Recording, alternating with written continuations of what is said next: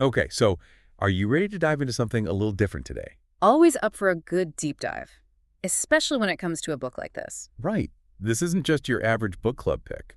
We're talking about Zen and the Art of Motorcycle Maintenance by Robert Pirsig. A classic. And for good reason, too. It's one of those books that can really shift your perspective, even if you've never touched a motorcycle in your life. Exactly.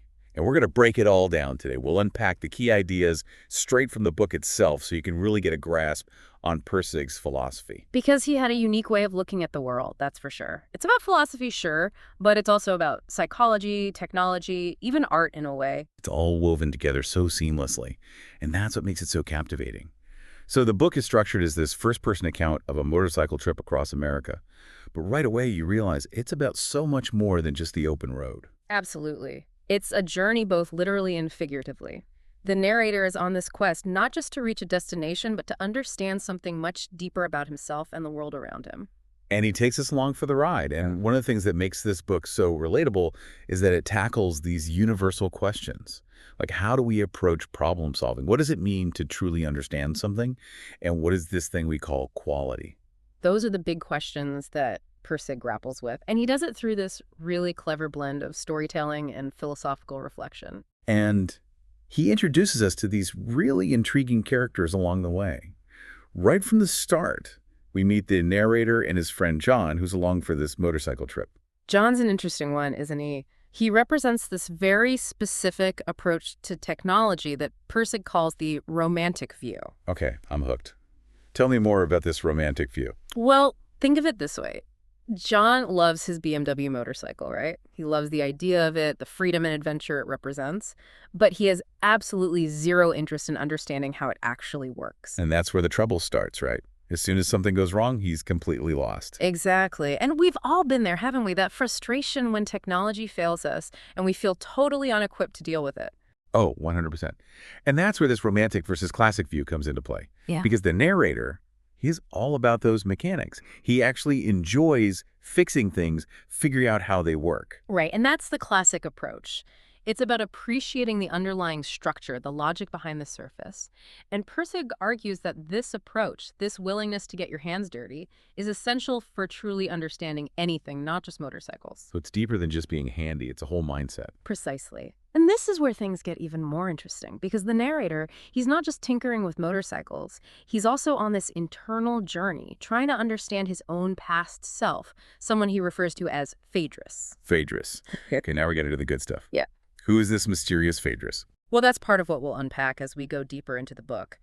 But Pirsig gives us these hints that Phaedrus was a brilliant, but maybe a little troubled thinker, someone who challenged conventions and really pushed the boundaries of what people thought they knew. So we've got this intriguing dynamic, the narrator trying to understand this figure from his past, while also grappling with these big philosophical questions about quality, technology, and the nature of understanding itself. All set against the backdrop of this epic motorcycle trip. It's classic Pirsig. He had a way of weaving these seemingly disparate threads together into something profound and thought-provoking. It's like that old saying, it's about the journey, not the destination. Except in this case, the journey is just as much about fixing a motorcycle as it is about fixing a fractured sense of self. And trying to piece together the puzzle of Phaedrus, it's a journey you won't soon forget.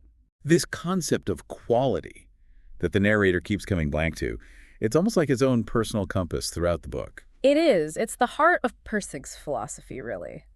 And it's a tricky one to define because he's not talking about quality in the traditional sense. Like it's not just about something being good or bad in a conventional way. Exactly. It goes much deeper than that. He's talking about this underlying force, this essence that drives us to create, to strive for excellence in everything we do, even. It's like that feeling you get when something just clicks. You know, when all the pieces fall into place, whether you're building something, writing something, or even just having a conversation. It's that sense of rightness, of harmony. Precisely. And this pursuit of quality, it leads the narrator to question a lot of things, including traditional education. Yeah, he has some pretty strong opinions on that. He does. He believed that our education system, with its emphasis on memorization and standardized testing, actually stifles true understanding and creativity. Instead of nurturing our natural curiosity, it kind of boxes us in. Exactly. And he illustrates this brilliantly with that story of the student trying to write about Bozeman. Oh man, that poor student.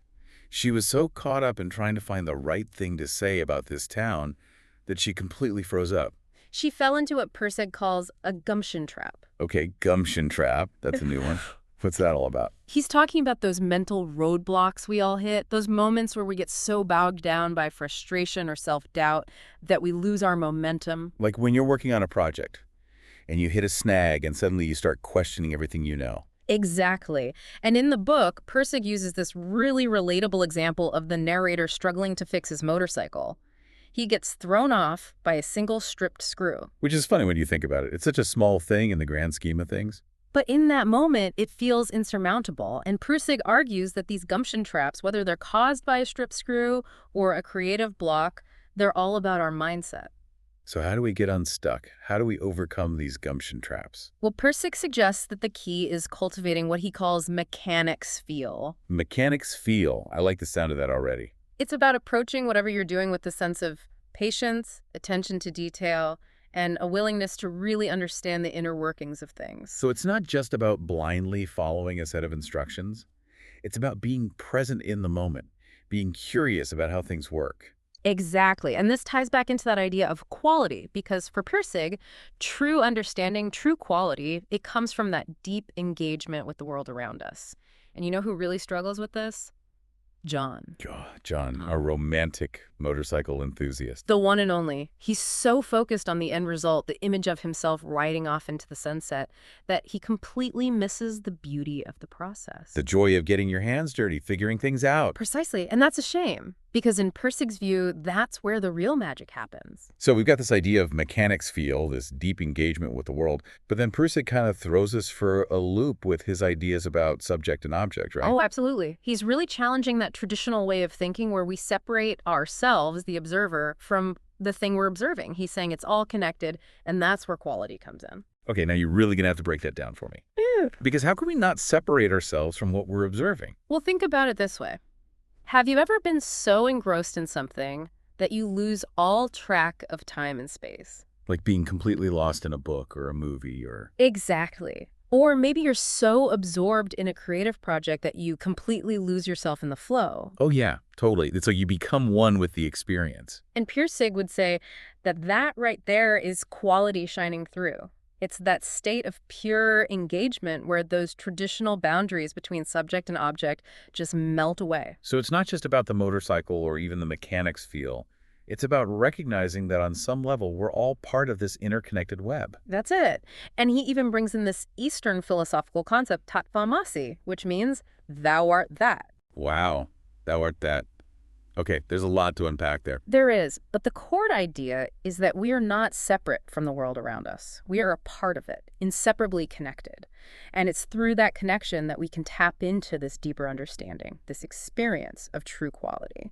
And it's interesting because this idea of interconnectedness, it's not just some abstract philosophical concept. It plays out in the narrator's relationship with his son, Chris, too, right? Absolutely. Remember that really poignant scene where Chris says, "When I was little, it was different." Ugh.